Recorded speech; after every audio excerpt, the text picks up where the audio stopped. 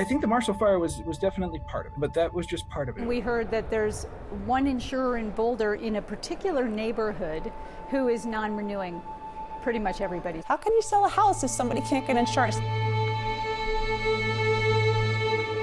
You do have insurance companies pulling back. I'm not insured. So we can see the handwriting on the wall, and we don't want to wait until we have a huge problem. What do we all do? Move out of the foothills and just have a wasteland up here? A bunch of empty houses? This was the 1999 Black Tiger fire. From her front porch, Kitty Stevenson likes to point out the foundation for her Boulder County house is a burn scar. Do you feel your house is safe? Oh yeah.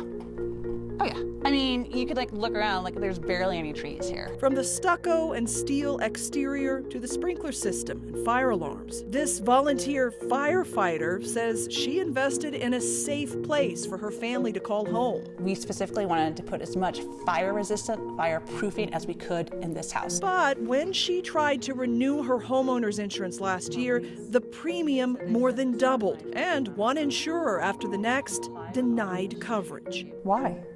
Because Marshall Fire happened. And suddenly, nobody would insure up here. Every single one of my neighbors is having an issue. I'm not insured because they're insuring on my current house. Right. Your house is worthless. You can't sell it. The stress is just unbelievable.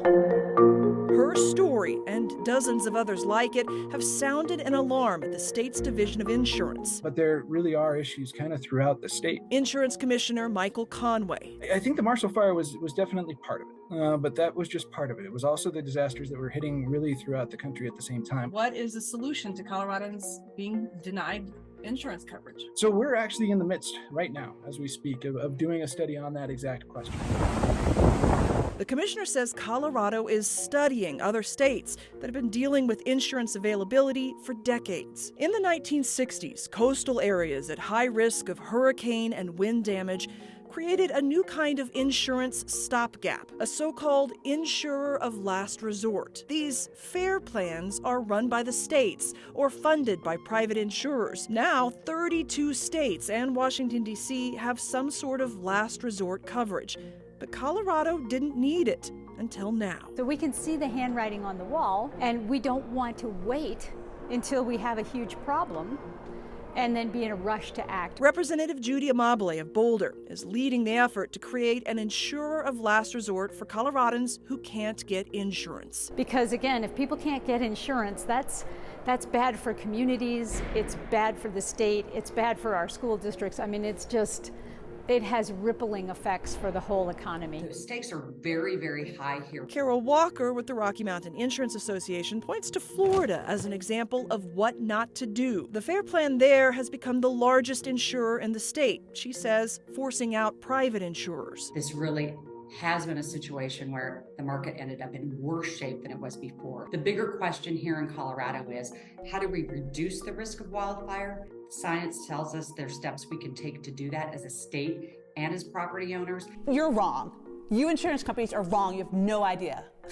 We worked really hard to keep these houses safe. Homeowner frustration is being heard. While Kitty eventually found an insurer, the coverage is not enough to rebuild if needed. Fingers crossed. We'll see how long it lasts. If Colorado doesn't do something soon, she and her neighbors worry more homes will be denied. If the insurance companies are going to be failing at this, then we do need somebody to help protect us. State lawmakers tell me Colorado's plan would not push out private insurers because it's only for people who can't get insurance. It will be expensive for homeowners with bare bones coverage. Now, the insurance industry also wants caps so the state's not on the hook for multi-million-dollar homes. For Contact Denver 7, I'm Jacqueline Allen.